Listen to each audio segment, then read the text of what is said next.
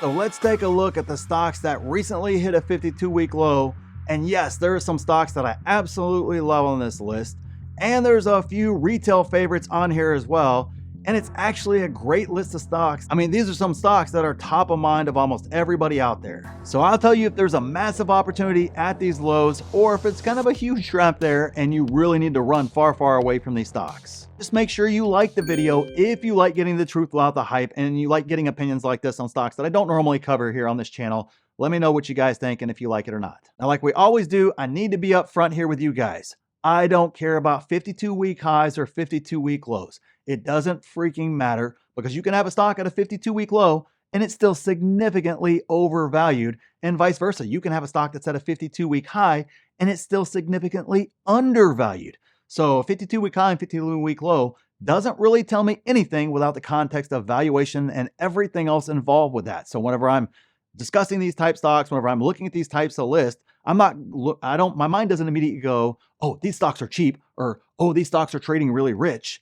That's not really where my mind goes. My mind goes, well, let's see what the valuation actually says. Are we actually getting a deal, or are we just at the beginning of an epic run on a stock that's still significantly undervalued despite it running up to a 52-week high? So I'm just trying to be upfront with you guys that this is not an indicator of anything, especially if we're talking about 52-week lows. The stock can still be significantly overvalued even at a 52-week low. So I just wanted that upfront contextually here for you guys, so that way we're all kind of working from the same sheet of music here. So stock number one is Mullen, and it's down 86% year to date. Now look, guys, I actually thought this stock already went bankrupt. I mean, there's literally nothing there for this company. There's nothing there for this stock. I don't know how many more times they can just do all the ridiculous aims they're doing to just simply stay listed, but there's absolutely nothing here from the stock. I want nothing to do with this stock. There's just nothing there. There's nothing in earnings. There's literally no reason to own this stock outside of, unless you're just like to swing trade penny stocks, and you have some sort of a trading game that you play with it. I don't know. That's not even proper trading in my mind in regards to proper swing trading and proper day trading and such. So that to me is the only use for a stock like this, is something like that. But as a long-term buy and hold investor, there's nothing there. You're not getting a deal on any sort of stock or anything at this stage. So outside of, I don't know what, executive pay, that's what you're getting a discount on. Who freaking knows at this stage? So I was shocked to see that, one, the company's still around, and two, that it made the list once again. So this is one, stay far, far away from it. At least I'm going to stay far, far away from it. So stock number two is Lululemon, and it's down 42% year to date. Now this one for me is obviously a lot trickier than what we saw there with Mullen. When I look at Lululemon, clearly they have a very defined niche. Depending upon the direction they choose to take the company, they have a lot of different growth in terms of products.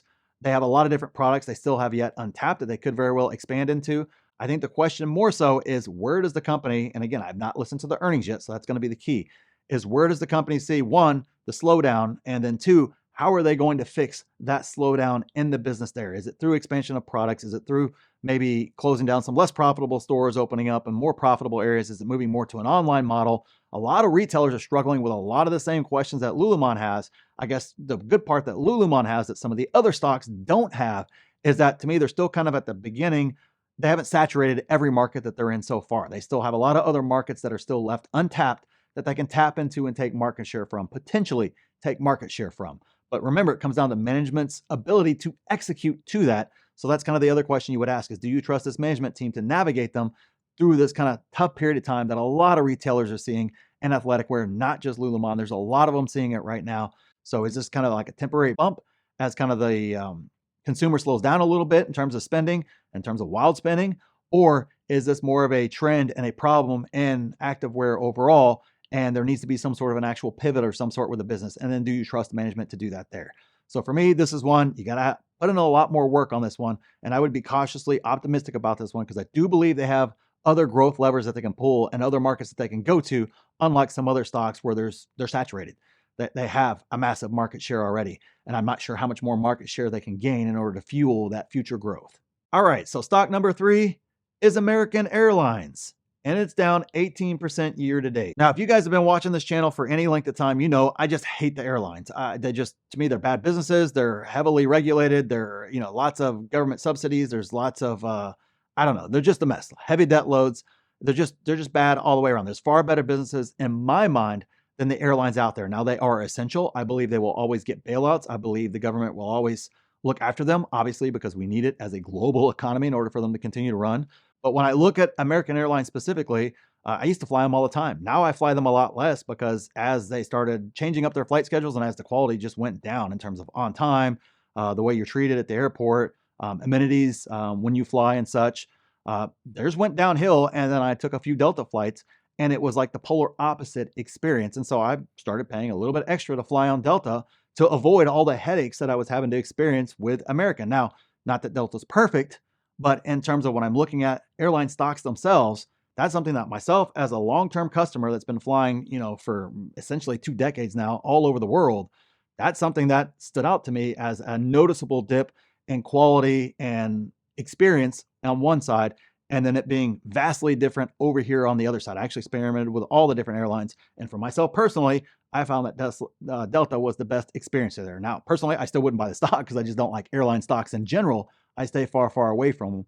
But in regards to who's getting my money right now, my money's going over there. So it makes me wonder, and again, I have not reviewed the earnings, so you need to review the earnings. Are they seeing the same exact thing? Are they seeing decline in not only tangible numbers, but also customer experience as well, customer satisfaction, some other things like that, some other things to look at there in regards to American Airlines. And remember, in order to turn some of that stuff around, it's probably going to cost them a lot of money in order to turn that around as well, to provide better snacks, better food, better amenities. Even in first class, you don't even get nearly the amenities there as you do over here on Delta. So I understand it's not across the board. It depends upon which, type plane you're on and all that good stuff. But I'm just talking overall in general. I've experienced a lot of different things over the years. And that right there is just something that I have a concern there with American specifically. But for me, airlines is something I stay far, far away from. So stock number 4 is Walgreens, and it's down 55% year to date. This one, we talked about it before. It is a pure turnaround play, and they've already been through one management team with a turnaround play. They're on management team number 2, trying to turn the company around here. So this is very, very much a long road to hoe here in regards to this stock. And you got to understand that risk factor. If you're going to buy this stock, you have to understand you're not going to, you might see some sort of a run because it just gets beaten down too much, maybe, but you're not going to see anything fundamental fueling a nice run up until this management team is able to execute on their vision, which is going to take 6 months to a year for us to see any sort of progress in that. Now, can it run ahead of time? Of course it can, but that's also assuming that some of the things they're trying to implement actually work as well. And those are all big unknowns right now. We don't know, and I can't point to something tangible that says anything else otherwise. So this one is a I won't call it high risk. I'll call it high risk, a medium reward there. You could very well be getting a great dividend stock at an incredibly cheap price long term, but you got to be willing to look at that 5-year outlook and then believe that management can execute to that turnaround plan. Because if they don't, it's just always going to wallow right here and it's going to be a dud of a stock. All right, so on to the last 2 stocks here. And these 2 are, I guess they're retail favorites, not only in terms of retail investors, but also retail consumers consume both of these products. They're both the big dogs in their space. So let's talk about them next. So stock number 5 is Starbucks, and it's down 19% year to date. Now, this is one I personally own. It's one that I personally believe in long term. I just don't think people are going to drink less coffee in the future than what they drink right now. I have employees, they're basically addicted to Starbucks. Got to get them every place they go. I still find it just crazy to pay $6, $8, $9 for a cup of coffee. But the times that I do it, and it's not often, obviously when I travel, you see it. I see not only, adults drinking it, I see them in line with their kids, and their kids are getting snacks or their own coffees in some cases, which to me is just bonkers. I don't know why you give a kid caffeine. I was bouncing off the walls with no caffeine, no sugar, no nothing. So I don't know, but it's obviously something that if you develop that habit at, 10, 11, 12, 13, 14, 15, I doubt very seriously you stop that in adulthood as well. So there's a lot of people out there fueling the future customers for Starbucks as well. You also have to remember that if the Chinese economy turns itself around, they had massive expansion plans that are essentially on hold and not performing to what they thought they were going to perform over there in China and a few other places like that, that could bring huge growth in the future if they're able to get those kickstarted again and get them moving in the right direction. So for me, it's one of those, it may not move for a while, but there are growth levers out there for it. It for me is a solid dividend play. It goes in my dividend portfolio there. So it fits that piece perfect. And I've just come down to, do I think, people would drink more or less Starbucks in 5 years? And for me, and I'm talking globally here, I think they'll be drinking more Starbucks in 5 years than they do right now.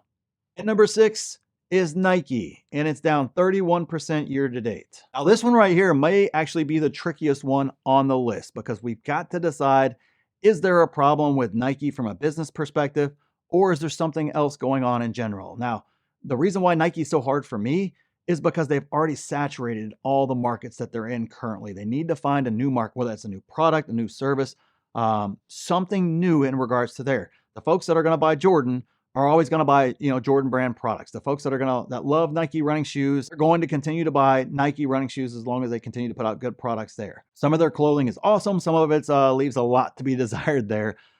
They have a lot of different, it's kind of a mixed bag of a lot of different things there. So the question for me in terms of when I look at Nike is, where is that next growth engine coming from? I get it. The consumer's slowing down a little bit. Obviously, kind of post shutdown era, a lot of folks bought all the stuff that they wanted and more. That's why I saw massive numbers after that time frame there. And obviously when it's time to pull back, consumers are pulling back.